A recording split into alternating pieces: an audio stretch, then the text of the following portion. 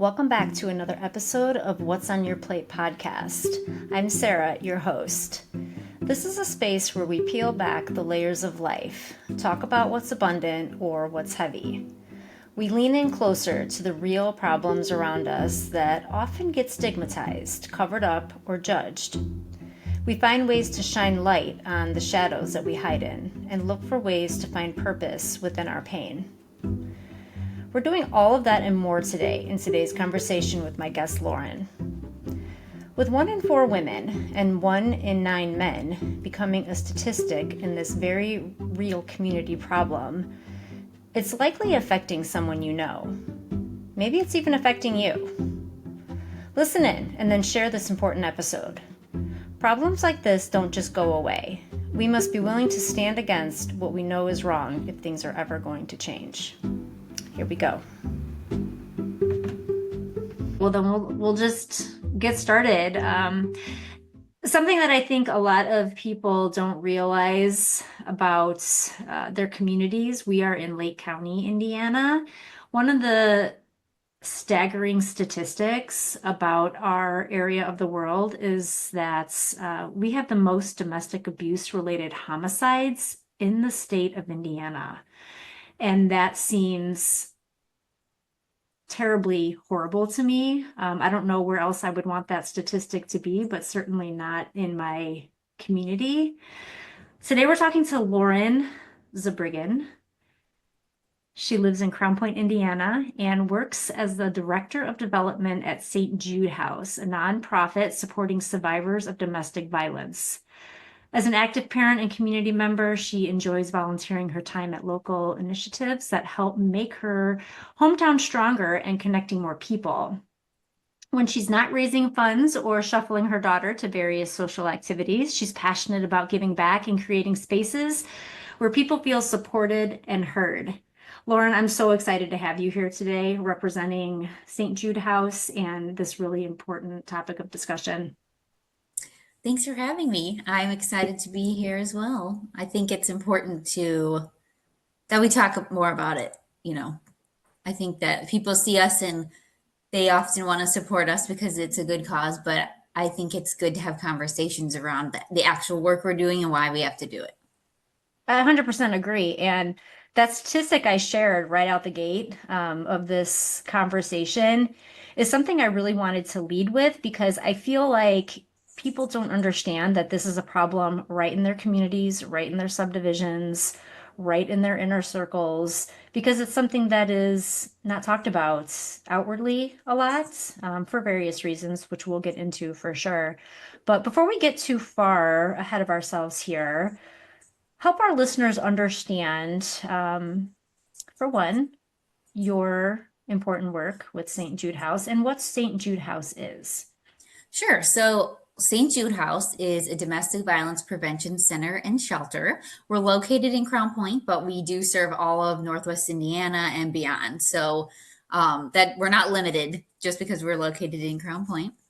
And we offer obviously emergency shelter to the survivors and their dependent children who are seeking safe shelter. But we also have a mobile advocacy program where we have an advocate that can go out and meet people in the community to provide all the same resources and support that are available at the shelter, but just in public places, because not everybody's always comfortable or ready to come to the shelter, and they might not be able to come to the shelter. So we want to make sure that we can reach everyone, even if they have various barriers, that they're facing.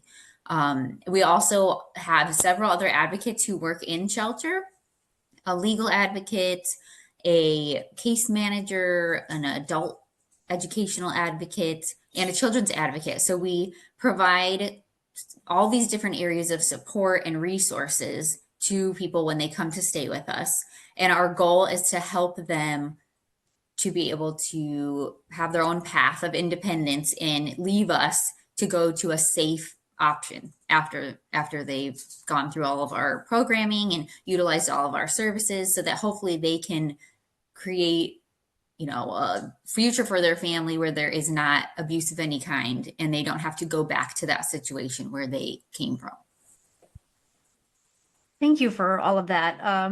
I feel like if you're not intimately involved in the Mhm. situation of domestic abuse, sometimes you're not even really aware of the resources that are available right in your community. So thank you for just helping us understand what St. Jude House is. And you were gracious enough to give me a tour of St. Jude House recently. And um, it really helps put that visual to the important work that you all do day in and day out. And um, one of the things that really stood out to me about that visit is the level of privacy that you provide for the people coming to you for help, and the importance of really just upholding that privacy. And um, I think a lot of us, when we think about shelters or places where people go for help, it's like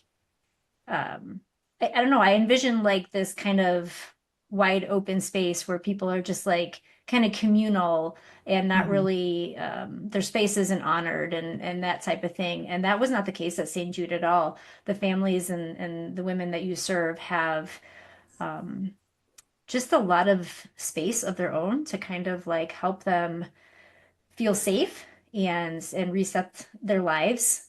I really thought that was something that maybe a lot of people don't envision. Yeah, and I mean, obviously privacy is super important to us. So we can't just let anybody come into the shelter at any time because we need to be able to respect the safety of everybody that's staying with us. But I do think it's really great for people to be able to see what it looks like because when somebody is going through this experience, they probably don't want to stay at a shelter, or they might be scared of what that looks like, what that means, Mhm. what it would be like to bring their kids to a shelter. Mhm. And something that's important to us is to be able to get that message out that, it's a safe place. We want it to be nice and clean, and we all try to, everybody has to contribute to that. We're just one big house essentially with 9 bedrooms. Everybody has their own room. Each family with children has their own room. The doors have locks on them, that they have their own code that they can make so that they feel safe in their room. And, we always have somebody on staff working at the shelter 24 hours a day, every day, holidays, someone is always there. So there's always someone there to provide support, monitoring the building, making sure everything is safe. And that's all just very important to us. We want to make sure that the families who are staying with us feel safe, and so there isn't anybody that would be in our shelter that would be compromising the safety of anybody else. And if that comes up, then we make sure that that person doesn't remain in shelter or finds another place or another resource that might be more appropriate for them, because it's important to us that the families feel more safe with us than they would at wherever they came from. I mean, I feel safe there. I always feel like it's just like a second home to me, but I'm used to it. Whereas other people might think about going to a shelter and they just don't even want it to be an option because they don't feel comfortable with what that might look like. But we try to give opportunities to some of our partners and close people to come in and see what it looks like so that they can share with their inner circle and the people in their peer group, like what it is really like if somebody comes into that situation and is looking for help, so that they might feel more comfortable reaching out or taking the chance to come and stay with us. So making it comfortable is very important to us. Definitely. And I feel like people who are seeking out this type of assistance are probably just afraid of what they might encounter in a shelter, especially if they've never experienced one before and they have a misconception in their mind, just like I did, about what that might look like.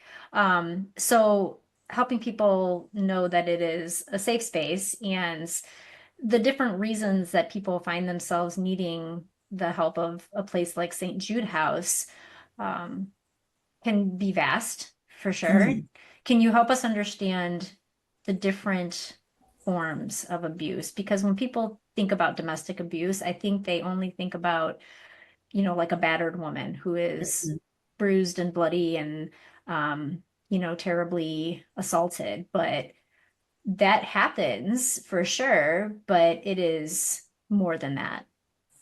Yeah, definitely. I think a lot of times people might be hesitant to leave an abusive relationship or seek help because they don't really believe that what they're going through is abuse. And it's important to understand, like you said, there's a range, there's a whole spectrum of abusive behavior. So just because you're not being physically beaten by your partner or whoever is your abuser, that doesn't mean that you are not experiencing domestic violence. So there's a lot of like mind games, manipulation. Domestic violence is all about power and control. So, however, somebody can gain that power and control over you, that doesn't always have to be physical violence. That can be intimidation, threats. It can be financial abuse. Maybe you don't have access to any of the resources, or you don't have a job, or you're not allowed to.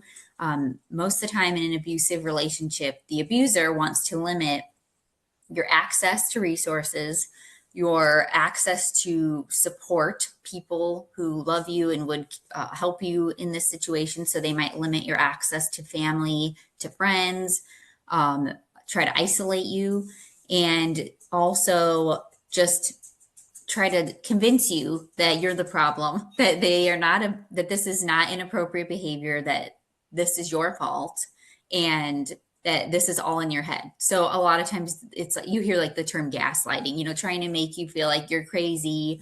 Um, so a lot of that goes on. There's verbal abuse, psychological, financial, all kinds of different things come along with domestic violence on this spectrum. So it's important to know that just because what you're experiencing isn't what you'd see on TV when somebody's talking about domestic violence, that doesn't mean that it's healthy, and it doesn't mean that you have to go through that and stay in that relationship. So we want to make sure that everybody understands that. And part of those resources that we offer at the shelter and through mobile advocacy is domestic violence education, because we often have to help someone understand that what they're going through actually is unhealthy and it is considered domestic violence. It takes some people a while to understand some of those things that they've been through and to recognize those red flags as something that should not have been happening. Right, absolutely. It was described to me once that anything that is causing somebody else to have control over you can be on the spectrum of domestic Mhm. abuse. Yeah, Would you you agree? see, like, I don't know if we'll get into this, but oftentimes people are like, why don't they just leave? Well, it's Mm-hmm. just that's such a loaded question. There's so much that goes into leaving a domestic violence relationship, even if you're in a healthy relationship and you are planning to leave. There's so much that goes into that. The financial burden, especially if you don't have access to any financial resources, you're starting over from scratch. If you don't have a job, if you have a child or multiple children, that is adding to that. And just all of the emotional pieces of that as well. This is somebody that you may have loved or you thought that you loved and is supposed to love you, and they're hurting you or mistreating you in some way. It it's hard to be able to process all of that and come to a conclusion of what you're going to do that's going to be like realistic, and also considering your safety and that of your children. So there's a lot of different aspects that go into this whole dynamic. So it can take somebody a while to understand it. And even if somebody leaves once, maybe they end up going back. It's the statistic is usually it might take somebody 7 times to leave a domestic violence relationship for good. So sometimes it just takes you that many experiences to understand what's going on and make a plan of how to leave. Well, that to me makes sense. It seems like a really high number, right? Could take up to 7 times. But to me, I feel like if you're in the situation you are in, it's because in some way you are dependent Mhm. on that person. Maybe it is financially, maybe it is um, even emotionally, because you do feel the emotion of love towards that Mhm. person, right? You do love them, and that is still a way of being dependent, and feeling like you need that from them, those small glimpses that can come in between those moments of abuse, whatever form it presents in. Um, so yeah, it's hard to envision just being able to like open the door and walk out. I feel like um, as somebody very close to me has gone through something very similar to this, and I don't know if I didn't have that person in my life and I wasn't privy to what she went through, that I could understand that fully. Um, that there are a lot of moving parts and it isn't just as easy as saying just leave. But you hear that so much from people who are disconnected from any form of situation that is domestic abuse.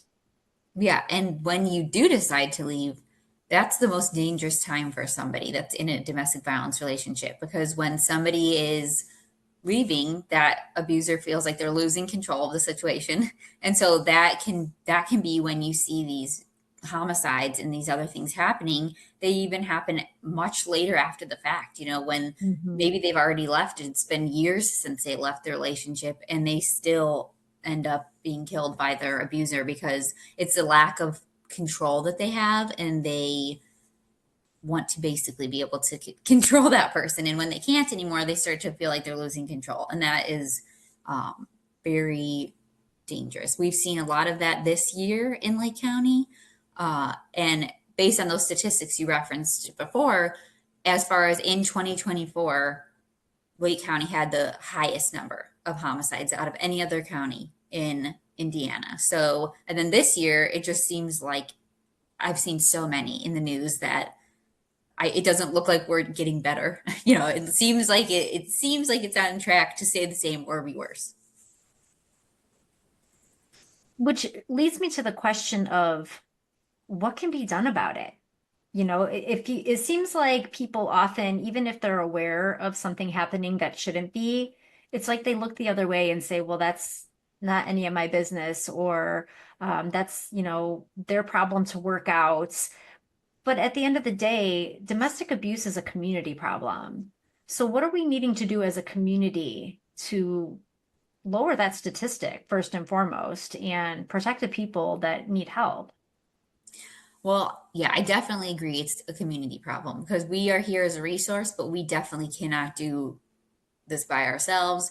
We need everybody in the community to be involved in some way. So that could look a lot of different ways. Just being aware of different things going on in your circle or in your family and holding people accountable for their actions. I would say don't turn a blind eye if you have someone in your family who is the abuser. If you have the ability to intervene in some way safely to help that person, I would say, and it's in your family and you feel that you're comfortable enough with that person to be able to talk to them, please don't ignore it. And if you have somebody else that's more of at a distance, a friend or somebody who's going through something like this, you can offer resources, just be there as a support person to listen. And just remember, obviously, everybody has to make this choice for themselves. So don't pressure them. Just be there and be open so that they know that you're someone who's there. Help them get connected to someone else that can help, like a shelter or a domestic violence program who can help them with safety planning or different things like that. And just make sure that you're modeling healthy relationships to your children. I mean, domestic violence is it's a cycle and it's also generational. So if you grow up in a home where you witness domestic violence, you are a lot more likely to either become the abuser or become the victim of the abuse, because that is behavior you thought was normal and that you saw on a daily basis, and you thought that that is what a relationship should be. So it's important that you're breaking that cycle for your family. And if that's something that you went through, that you are not continuing to model those behaviors to show the next generation how a healthy relationship should really look. That is, I think, a key piece of that. And also, just, domestic violence goes hand in hand with lots of other issues like substance abuse, mental illness. All of those different things kind of can go hand in hand. So it's a huge problem. It's a little overwhelming to think of, how we can solve this problem just like all the others that we have in our society. But I just think don't ignore it. That's the best thing that I would say. Don't ignore it. Offer help or resources. Be an advocate when you can, and model those healthy relationships to your kids and your teenagers. Domestic violence can even start as teen dating violence. So just be involved in your teenagers' lives and what they're going through and their relationships, and intervene when it feels like it's unhealthy or something. Don't just laugh it off as something that happens in relationships. The whole trope of like a jealous girlfriend or a jealous boyfriend, or like they're checking your phone, different things like that. Those aren't healthy behaviors. So if you see things like that, intervene. Right, that's so important. Yeah. Those voids of trust within relationships, of feeling the need to do that. And we know that on a deeper level, it's not the victim that is causing behavior, right? It is something that the abuser is dealing with, or hasn't dealt with rather, that needs to be addressed. And without trying to unpack all of that in this particular episode, because that's a whole nother situation in and of itself. But you're not the problem, essentially, right? It's not something that you need to try to fix so this doesn't keep happening to you. And I think a lot of people on the victim or survivor end of the domestic abuse feels like if they just did this, if they just stopped doing that, this behavior would stop, and he would be a better person, or even she would be a better person, because it's not always one-sided. It's certainly more likely that a man would abuse a woman, but it happens in the reverse too, right? Mhm. It does happen. But how do we, as people on the outside, I guess, looking in, see a red flag or be able to know when something's happening that shouldn't?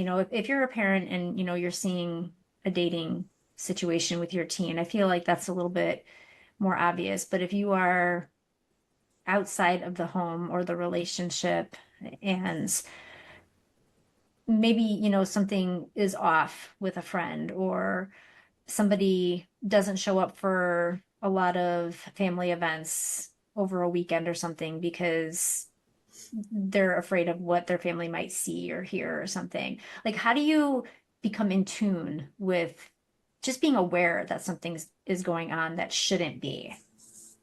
Yeah, I would say, like we mentioned, it's all about control. So if you feel like someone in your life is like being pulled away because they're now having limited access to friends or resources around them, they're not showing up when they typically would.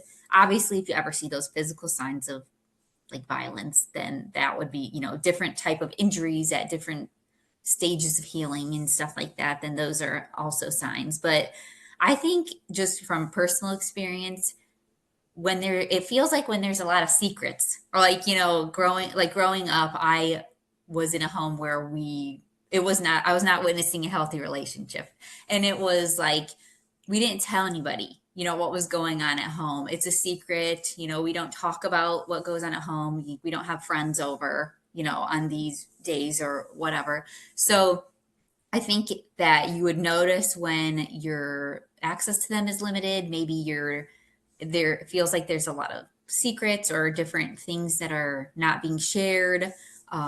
If maybe you're not allowed to answer phone calls or different things at certain times. Mhm. I think those would be signs that maybe something's going on. Or even if you have a coworker who's maybe they're missing work a lot, or they're receiving a lot of phone calls from their partner while they're at work, or having to leave early or come late often, or maybe they're showing up at the workplace. That's another thing to look out for your coworkers. Everybody makes friends at work. So I think you get really close to those people. So if you notice things like that, those are all signs that maybe something isn't right, or like there's some controlling behaviors going on. And like I said, I think all you can do is just kind of bring that to their attention. Like, hey, this isn't healthy behavior. Or I don't think that, you know, that should be something that you're dealing with in a relationship with someone who loves you. Just reminding people that when someone loves you, they don't want to hurt you. and they don't want to control you and, ruin relationships that you have in your life. They want to make your Mm. life better. So just being able to, I guess, share those tips or those points so that they know how to recognize those red flags, and maybe they look for an alternative when they're looking for their next relationship, I suppose. Right. And this is one of the ways I feel like domestic violence is kind of invisible or hidden as a problem because it can also look like endearments, right? It can look like, oh, this person is showing up and bringing me lunch or sending me flowers multiple times a week. And yeah, like checking in to see if I need anything frequently throughout the day. But really, it's more of a way to pull somebody's attention away from other people or other situations and have them be more intimately connected with the abuser if the attention is always drawn to be constantly on them and nothing outside of that is okay. I feel like that Yeah. is a thing. I think they call it love bombing. Yeah, that's a you know, yes, where it's just exactly. like, very intense, like, so you grow very dependent upon each other. And then that makes it Right. easier to kind of cut out other people in your life. Right. But because oftentimes it is seen, right? Like somebody shows up to work every day and just kind of hangs out and like that's their way of like saying they want to like just spend time with you when they can. It's visible, right? And other Mhm. people see it. So it doesn't look like it is something intrusive on that person's life, but they're also standing there kind of being watched and monitored, but it can look like love. Yeah. And oftentimes people who are an abuser to the public, people think they're wonderful. You know, Right. what goes on behind closed doors can be much different than a public persona that somebody has, or, who they are to their friends and family. So that can be tough because it's Right. hard to know when you're getting into a relationship with somebody, what it's going to turn out to be. And so I think it's just important to remember not to compromise yourself. Don't change yourself for someone else, and don't, you know I guess, limit what you'd like to do with your life or your relationships to be with someone else, because they shouldn't be asking that of you. That can go down a road that can get worse. For sure. Lauren, we talked about something in a previous conversation that I think a lot of people don't really realize. You had said that often women in our community who need help, who live in our community, and perhaps their partner or spouse is connected with authority, like they are officers or people or public figures in some ways, they don't come to St. Jude House. This is, I feel like, another way that domestic violence is hidden. And there's a lot of like shame and guilt surrounding the topic that even people, and sometimes especially people who are in relationships with those that are in authority, are the ones actually being abused. And that feels like impossible, right? Like um, police officers, firefighters, people that are public figures, like they're supposed to be like protecting you and your community and certainly their families, you would think. But oftentimes these, not always, it's a very generalization, but it is not unusual for people who are in relationships with people in authority to be the ones being abused. Yeah, I mean, and I think that one of the latest statistics for domestic violence was 1 in 4 women, 1 in 9 men will experience domestic violence. So when you think about that, you realize that basically there can be anyone of any profession who is Mhm. possible, who could be an abuser. So, but when you have someone in those positions of authority, or those public figures who look one way to the public and then are a different way at home, I do think that can be really tough for those people that are in that situation, because they feel like they don't have a way out. But we, especially at the St. Jude House, everything is very private. Anybody who seeks service from us is confidential. And if you don't feel comfortable seeking services from us because maybe we're too close to home, then we can connect you with another organization or facility who might be further away or in a different location that would make you feel more comfortable. So it's we while we are only one facility at St. Jude House, there's a whole network of different domestic violence programs and providers throughout the state and throughout the country that we can help to connect with and different resources that are available. So anybody who might feel like it's impossible or like there's no way out, there is a resource in a way, even if it's not in your own community, then you wouldn't feel comfortable staying there. Yeah, that's what I meant too when I said that people within our own community who need this help aren't necessarily coming to St. Jude Mhm. because they're afraid of maybe being found out about because it Mhm. is such a hidden thing in their lives and the shame and the guilt that is associated with what they're going through. Can we talk a little bit about that? About that being one of the reasons that people stay, it being one of the reasons why people don't reach out for help, especially in communities that are seemingly affluent, or you're in communities where it just doesn't seem like it's something that's happening next door, but clearly it is.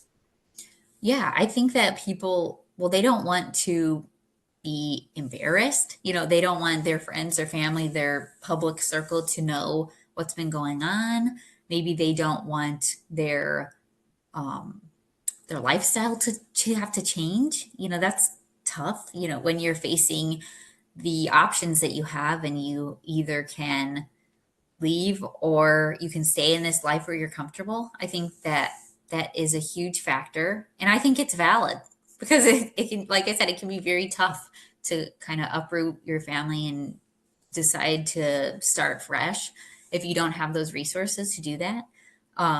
So I think that people have a lot of shame, embarrassment.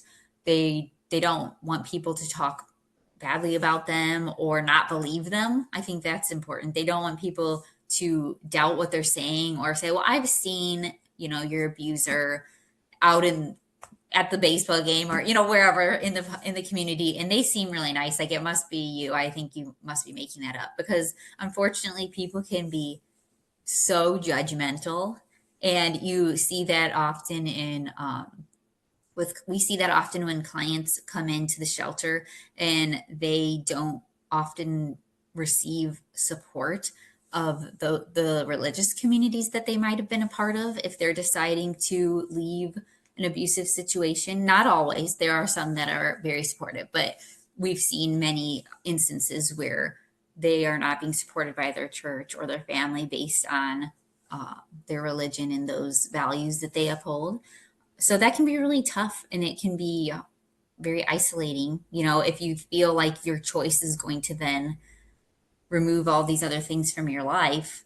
Uh, that can be a really hard decision for somebody to make. So I think all of that plays a part. And sometimes people blame themselves. Like you said, they think if I just acted differently, then this wouldn't happen. Or if I didn't do this, then this wouldn't happen. Because usually the abuser's telling them that if you didn't do this, then I wouldn't have to act this way or I wouldn't have to do this, because usually they're placing the blame on the victim, even though it doesn't have anything to do with the victim. And there are some times when people are in a relationship and it's mutually abusive, like both people are contributing to the abusive behavior. So that is a thing and that does exist. And it's not always one person's fault, but typically in a situation where there's one dominant abuser, then they're trying to make the other person feel like they're at fault when it's really not something that they are doing. It's based on what's going on with the other person.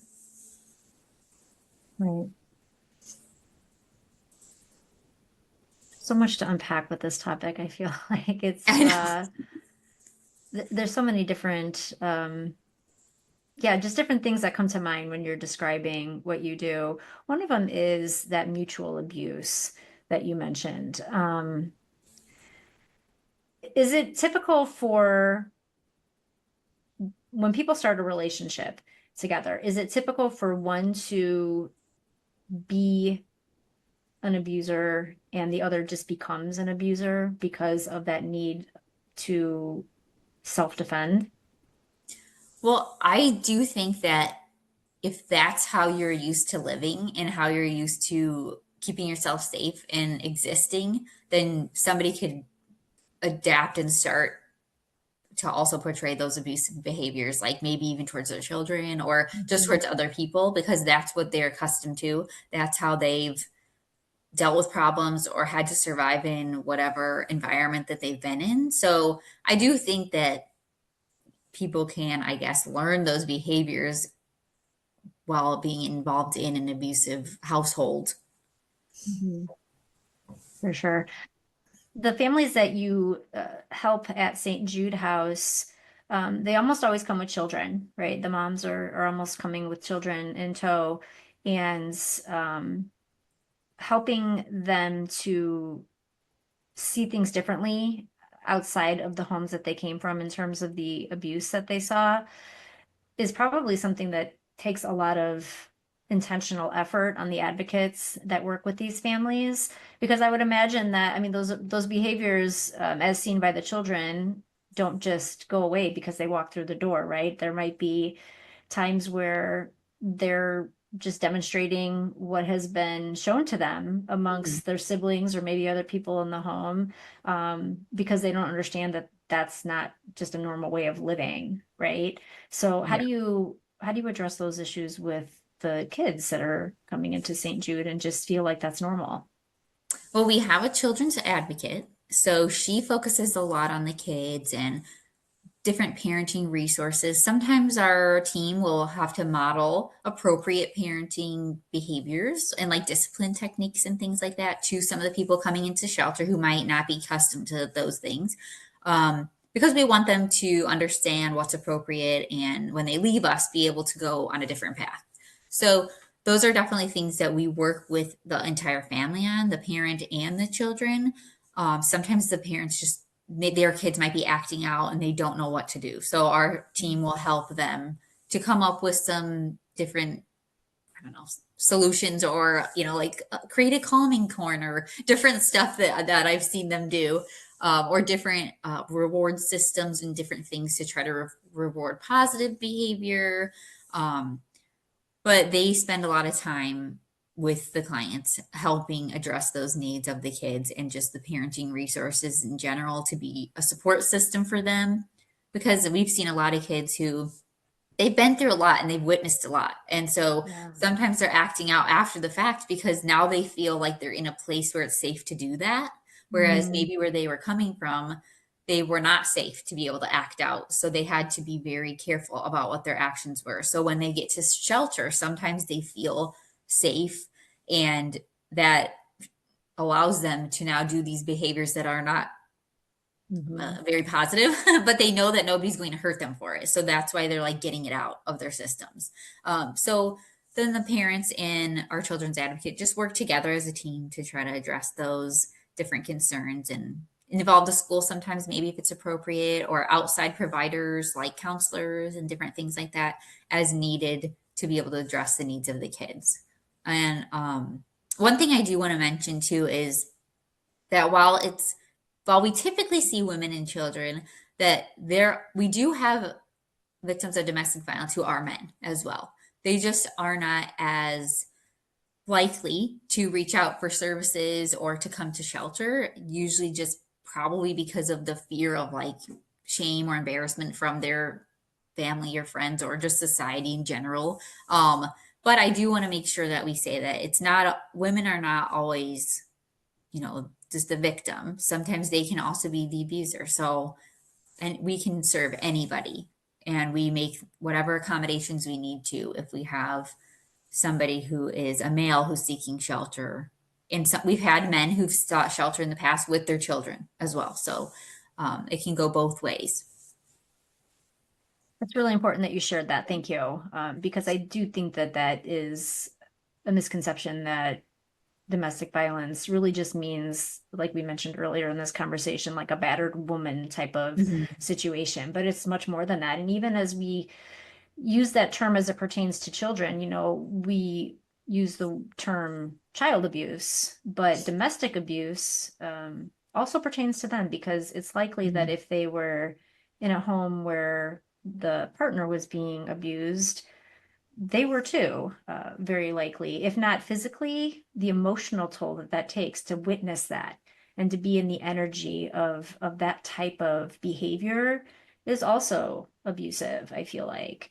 Yeah. Um, And so even if they're not the direct victims of the abuse, they are still absorbing that and it still impacts them because I'm about to be 38 years old and I feel like still today I am like realizing that there are different parts of my personality and just like who I am that probably came from living in a home where there was abuse happening. So even though it wasn't happening to me, different things like people pleasing and just like overachieving and different things like that can also be, I guess the after effects of things like that. You want to make sure that you're keeping the peace all the time and stuff like that. Those are different things that, while they don't look like it's a negative, things like that can come from witnessing, you know, unhealthy or abusive behavior. So it can swing like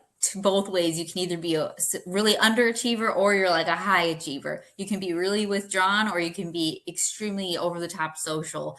Um, so there's a lot of different effects that happen to children that are going through that you probably wouldn't think about, but it's important to realize that they are being impacted. So when somebody feels like maybe they don't want to leave because they want their children to have, a two-parent family that's together, I can say that they can still have two parents and you don't have to be together because it's important that they're witnessing healthy relationships and they don't feel like they're walking on eggshells or, that they're seeing things that are just inappropriate for their little minds to process. right. And even just that mention of walking on eggshells, that is so important, I feel like, to help our kids understand that they shouldn't have to alter their behavior, assuming it's not hurting somebody else, right? But Mhm. they shouldn't have to feel like they have to tiptoe around in order to not disrupt or disturb or it dysregulates somebody Yeah, else in order to feel safe in themselves, right? Whether it is something that is going to cause them to be physically harmed or whether it's just going to uh, not even just, I didn't even say that correctly, whether it's going to cause them to be physically harmed, whether it's going to cause them to be in a state of feeling unsafe or uncertain or insecure in what might happen to them. So that is really a lot more problematic than I feel like people realize is making your kids feel like they have to walk on eggshells around you so they don't like upset you kind of thing. I feel like that mindset really translates into relationships in adulthood or even the teen years that set you up to enter a unhealthy situation and to think that yeah, that's normal. Like you shouldn't have to tiptoe around anybody. no. And you should feel comfortable being able to say how you feel and, being able to, I mean, obviously with your parents, like there's some level of respect that you should give them, I guess. But I think in a healthy home, a child should be comfortable being able to like push back a little and like, Yes. to kind of determine what those boundaries are. Um, because if you're just expected to fall in line, not have an opinion, not share an emotion, not, be able to speak freely, then basically you're being conditioned to enter a relationship like that. And I think people don't really think about that. I think I'm definitely not like a gentle parenter. I will say, I'm saying no and different things like that. So I don't think that you just let your kids run the house, but I do think that people should allow their kids to be able to have their own thoughts, feelings, and opinions and express those so that they don't grow up to feel like they can't express those things. And then when they are faced with a relationship where they're feeling uncomfortable, they might not say anything about it because they're just so used to, you know, keeping their feelings inside and not ever expressing those concerns.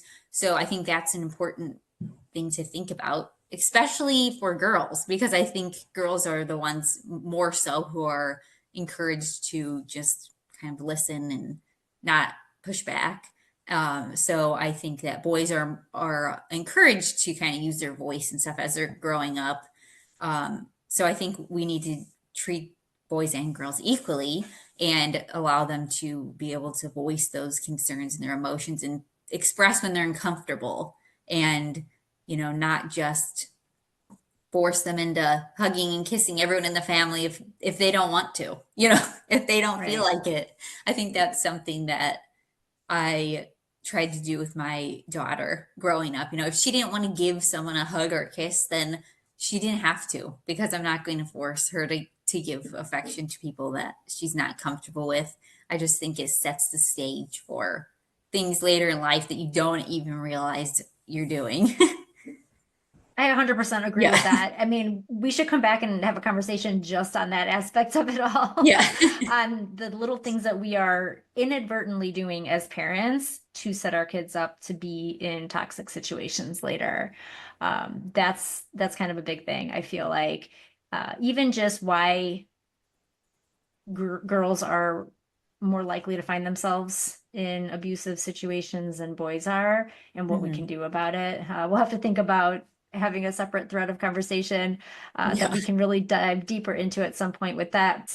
I wanted to ask you about the deep level of codependency. I know I can speak personally on that in terms of my own childhood and feeling like, that's a term that gets tossed around a lot, codependency, but at the root of it all, to me, it means I can't be okay unless you're okay, kind of thinking.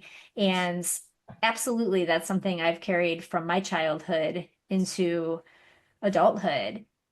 And that too can set people up to be very submissive, I feel like, Mhm. or be those people pleasers, or hold in the hard feelings or the emotions, not want to talk about something hard because you don't want the conflict and you're not sure what the consequences of that conflict might be.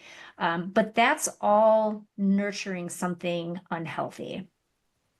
Yeah. And I mean, I can relate to that just because, as I mentioned, like growing up as a child, I feel like I was always very, compliant, and just, people pleaser, didn't want to cause any problems, high achiever, always getting good grades and things like that because I was just like a very nervous and like Yeah. scared child, which makes Yeah. sense now. But as I'm, growing up and realizing like actually you can say no to people. And Mm-hmm. actually it's not your responsibility to make everybody else feel good. Or, it doesn't matter, you don't have to take on that burden of fixing everything for everybody else. I think that's Mm-hmm. something that I'm still learning now or I'm trying to unlearn, those Yeah. different kinds of behaviors. And I've gone to the complete opposite to where now I like have very firm boundaries with people and I'm not going to allow any kind of, I guess, discomfort into my life. Mm-hmm. So if somebody I push back really hard with my boundaries at this point because as a kid I didn't have any and I was just expected to do what everybody else told me all the time. And it took me like 30 years to figure out that I don't actually have to do that, and I don't have to put myself in situations that make me uncomfortable just to make somebody else happy. So I think that those are important things that we need to, I guess, educate people about so that they don't get in these situations in the first place. And that would probably help. Right. Yeah. That's all just so important to hear too, because you found your way out of that type of mentality, thankfully, and now you're helping other women and families identify how to do the same and learn how to do the same. And one of the things I feel like is important to mention, as we talked a little bit earlier about the healthy pushback of kids' behavior and even adults' behavior. One of the things I heard recently, and it's a generalization for sure, but a child that acts out or maybe is a little bit too loud or is just rambunctious, and everybody else, all the other kids around them are not, perhaps that's not necessarily a sign of like a bad kid or a kid that is disruptive so much as that a kid that is feeling like they can freely jump around and be loud and be rambunctious is often a child that feels safe enough to do so. Hmm. Um, I know it can go the other way too, but that was really something interesting to me. You know, a child that feels free enough to take up the space, even in a loud way, as long as that child is not hurting somebody else. So there's the difference between like freedom and license to do something, right? The freedom Yeah. to live out loud kind of mentality versus the license to disrupt the Yeah. whole room. But what are your thoughts on that? What are your thoughts on a child that is just really honestly being a child, living out loud, in a very natural, like playful, but maybe loud and even destructive kind of way? Is that a child that feels safe enough to do so, or is that a child that there's flags that something deeper could be going on? Well, I mean, I think, like you said, if they're not hurting anybody and it's just more so like they're comfortable just being them and like they don't, doing different things and they don't worry about what other people are thinking about them. I think a lot of times they just feel safe, like they know bad's going to happen from that behavior. I think it's different if you see a child who's acting out in another way, maybe they're hurting other Yeah. people or they're doing things that are more unhealthy, then that could be more of a sign of something that they're witnessing that they might be reenacting or something like that at home. Mm, Um, but no, I agree. I think that that's something I struggle with. I have to remind myself that it's okay to let like my child be a child and that she doesn't always have to act perfectly and that mhm, she's still little and that her behavior is just a reflection of like her age and she's learning and having fun and being a kid and she doesn't always have to be perfectly behaved. And that's something mhm. I'm trying to deprogram myself because I'm used to that, as from my childhood. So I do think it's important to think about that when you're interacting with your kids. So For sure. Lauren, this has just been a really informative conversation, and I'm thankful for the work that you do and that St. Jude House does and what you provide to the community because it's absolutely necessary, sadly, as we know, and that yeah. we've talked about. But if you were to leave our listeners thinking about something today as we close our conversation, what would it be? Well, I would just say to, just pay attention. If you see something that seems off, say something. And that doesn't mean putting yourself in harm's way or like intervening in something dangerous. That's not what I mean at all. Just if you see someone in your family or in your circle and they're going through something, just ask them if they're okay. Provide a resource if you have access to one. Just let them know that you're there to listen and support them.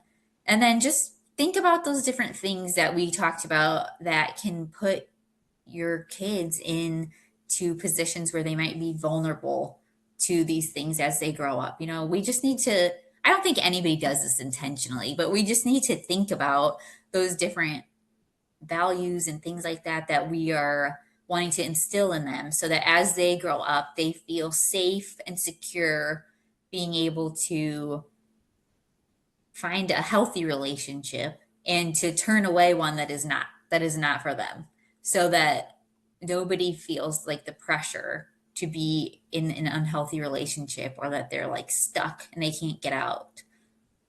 So I know I just be involved, be a helper, we can't do it by ourselves, like I said. So if you're looking for a way to get involved, reach out to us. We can give you some suggestions. We're always looking for volunteers and people to get involved in different ways at the shelter or in general in the cause of, domestic violence advocacy. So we can point you in the right direction if you're looking to be more active, but just pay attention to those people around you in your circle and offer support where you can. Everybody can do at least that.